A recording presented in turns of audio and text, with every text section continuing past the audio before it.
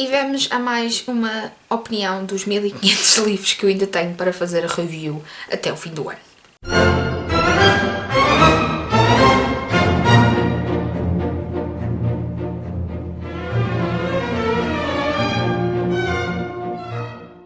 Em outubro a Sandra e a Rita fizeram o Outubro de Época e eu li que me fartei. Eu tinha imensas séries para acabar e decidi pegar nos livros e foi rajada. Uma dessas séries foi a série de Knickerbocker Club,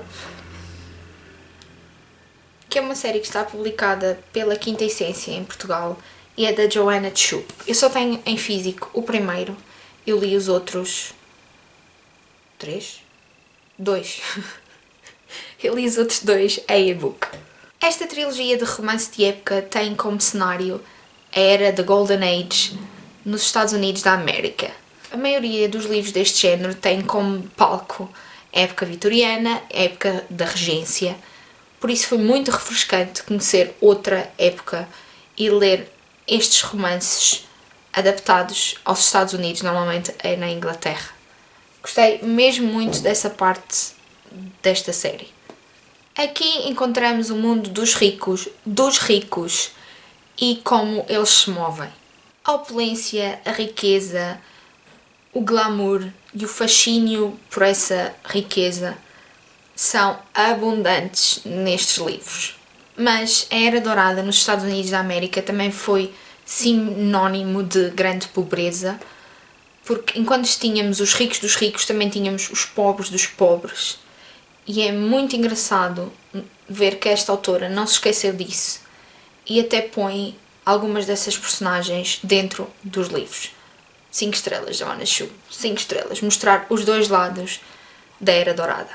Nestes livros há a verdadeira procura pelo sonho americano. No primeiro livro, que se chama Magnata, conhecemos Emmett Cavanaugh, que veio dos pobres e criou um império do aço. Emmett nasceu e cresceu no Five Points, que era a zona mais pobre de Nova York, e graças à sua resiliência, à sua persistência e à sua luta, tornou-se um dos homens mais ricos da sociedade nova-iorquina desta época. Ou seja, ele é um dos novos ricos, é aquele que saiu da sarjeta e é olhado com desconfiança por aqueles que já lá estavam, os ditos aristocratas dessa sociedade.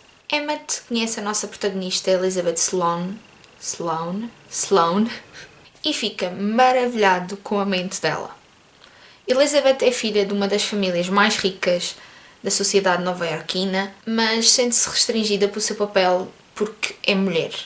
Ela é sagaz, é inteligente e pretende montar a sua firma de investimentos na Wall Street.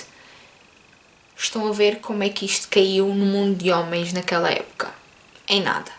Toda a gente dizia que era uma ideia estapafúrdia, porque ela, além de ser mulher, era rica e não precisava de trabalhar. E é muito importante o quanto a autora usa a Elizabeth para fazer uma alusão ao feminismo, que também já estava em crescimento na altura. Magnata tem um início fulgurante. A química entre a Elizabeth e o Emmett é brutal, pelo menos no início, mas depois perde gás a meio caminho. O Emmett tem atitudes demasiado possessivas para o meu gosto em relação a Elizabeth, principalmente a partir de metade do livro. E Elizabeth, que no início era uma pessoa interventiva e determinada, é complacente com isso e isso irrita-me profundamente. Além de que surge o dito malvado, uma personagem que é contra os protagonistas, mas que não acrescenta muito à história e que não é assim tão malvado. E é... como é que eu ia dizer? Não tem surpresa nenhuma isso. É. Contudo, é um livro agradável que me fez ler os seguintes e ainda bem que o fiz. É um bom romance de época para quem procura alguma coisa diferente, além do período da regência e vitoriana, e eu dei-lhe 3 estrelas no Goodreads. O segundo livro chama-se Barão e eu, como vos disse, li em e-book. Gostei muito mais deste segundo volume. O protagonista deste livro é William Sloane, que é o irmão da Elizabeth, do primeiro livro, e ele é chamado o Barão da Ferrovia, que são os caminhos de ferro que na altura estavam em expansão nos Estados Unidos da América e que davam dinheiro a potes. O Will vive na sombra dos Sloanes anteriores, principalmente na sombra do pai, e não era muito levada a sério pela empresa, e teve de lutar para conseguir o seu lugar ao sol. Ele agora tem, através da política, ele agora tem a oportunidade de suplantar os feitos do pai, mas o seu parceiro político está prestes a estragar tudo, dado a sua ligação com uma madame... Como é que se chamava? Eu acho que tenho isso aqui. Zulikov. Madame Zulikov lê o futuro, lê as cartas, faz truques. E William acha uma total charlatã e quer desmascará-la antes que ela ponha em risco a sua carreira política e tudo aquilo que ele trabalhou. O problema é que debaixo do disfarce da Madame Zulikov está uma mulher que o vai deixar um bocado estonteado. Ava Jones, que é a Madame Zulikov, pretende tirar os irmãos da pobreza extrema, nem que isso significa tornar-se numa charlatã e ela diz aos ricos o que eles querem ouvir e eles pagam-na por isso. É verdade. Ava é uma mulher resiliente e verdadeiramente admirável, ainda mais que a Elizabeth do primeiro volume. A química entre ela e o William é... E quando eles estão juntos, seja no princípio, no meio ou no fim, eles não se poupam nas palavras, nas atitudes, o que torna esta relação muito, muito atraente. E muito gato e rato, que é uma coisa que eu adoro, se for bem escrito. Ava não quer saber para nada do estatuto do Will, e o Will está disposto a fazer tudo para a desmascarar. Fun.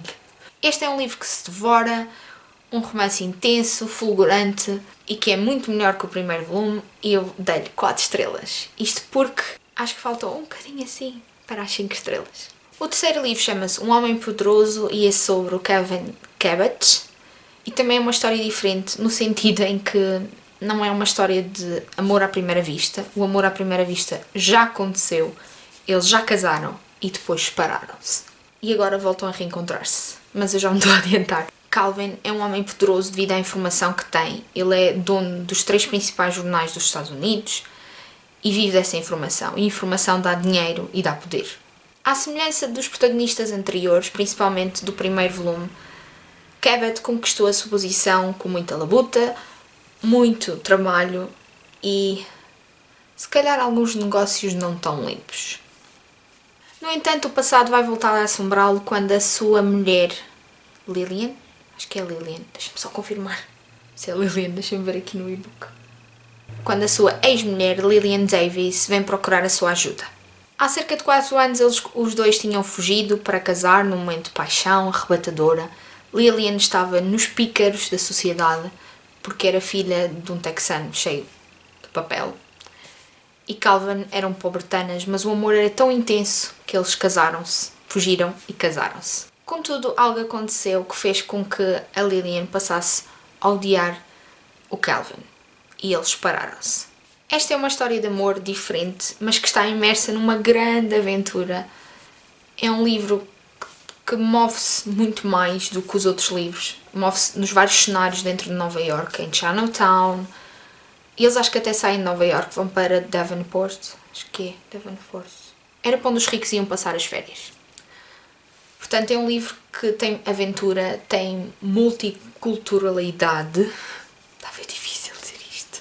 Há um resgate, há máfia, há sangue, há raptos, há de tudo. Mas, ao contrário do anterior, quando o casal se junta finalmente, eles anulam-se. Sim, é um romance tórrido, mas eu esperava que eles amadurecessem mais nos 4 anos que tiveram separados. E quando eles se voltam a juntar, depois do jogo do gato e o rato, voltam a ser as mesmas pessoas que haviam sido há 4 anos. Isso irritou-me. Não deixa de ser uma leitura muito agradável, dada a capacidade da Joanna Chup nos colocar dentro da Nova York glamourosa e depois nos tirar para, por exemplo, uma Chinatown e vermos a realidade do sonho americano de uns para outros. Eu também lhe dei 3 estrelas. É uma escritora que eu quero ler mais, gostei imenso da maneira como ela escreve e da diferença que ela põe nos livros. Só uma questão e uma crítica.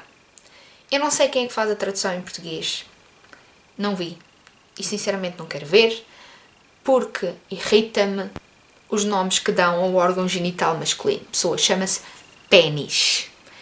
Não é verga, não é pau. Verga torna o livro estúpido e rasca. Não arranjem maneiras de pôr eufemismos, não há eufemismos. Verga é parvo. Espero ler mais Joana Schupp e vou mudar a camisola e gravar mais umas não sei quantas opiniões. E vemos no próximo vídeo. Tchau!